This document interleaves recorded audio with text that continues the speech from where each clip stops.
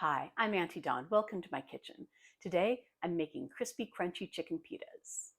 This is another use for leftover roast chicken, which is a staple in my kitchen.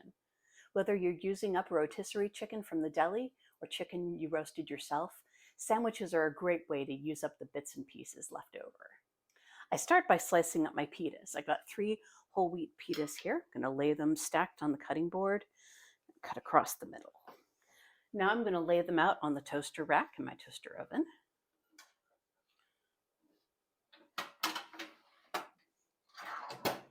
So that's ready to go. Now I'm going to prepare my cabbage. Cabbage is a great way to add some greens to a sandwich. It's nice and crispy, it's available year-round, and is very cheap, full of vitamins. Okay, so I've already been slicing into this one, so it's got a little brown on the end that I'm going to slice off. And now I'm going to just make very thin slices, like for slaw.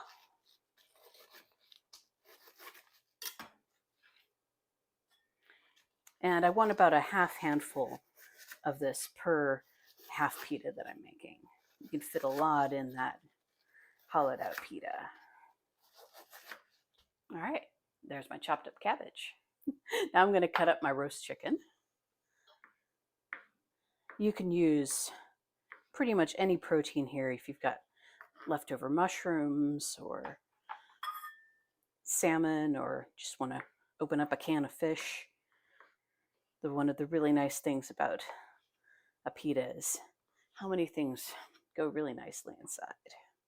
And I just want to make sure that the chicken is nicely cut up, because any big pieces are going to tend to make it difficult to eat.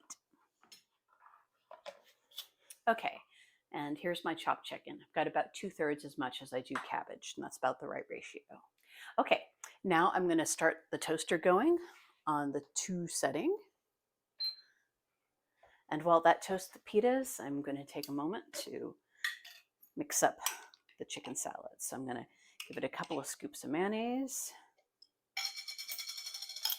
and a big old scoop of this chili crisp.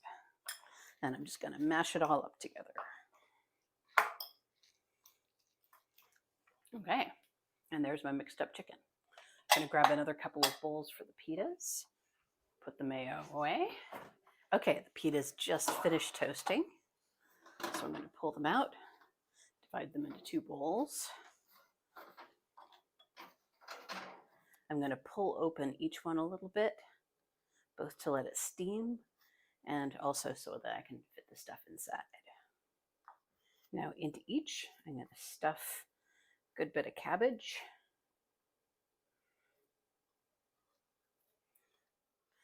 Getting a little bit in at first really helps, because then it holds it open so you can stuff more in. I'm still leaving a little bit in the bowl because I'm going to want to top them with a little bit of cabbage too. All right, now I'm going to take my chicken mix, and this is the tricky part, because the first one never wants to go in cleanly. Just put in a little bit of that there.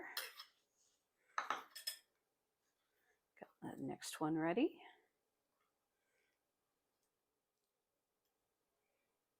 It's easy to put a whole bunch in the first couple and then not have very much for the last, but try to keep it evenly apportioned. And particularly with the whole wheat pitas, particularly if they've been hanging around a couple days since they've been baked, they will tend to split, but they still eat just fine. And now I'm going to top with the last of this cabbage.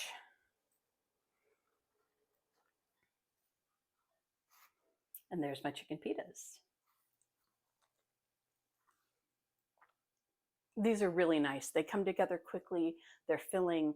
They're both crispy and crunchy because the cabbage has got that crunch to it, but there's also the chili crisp in the chicken, which just gives it a great flavor and texture. I hope you enjoy these chicken pitas as much as I do. See you next time.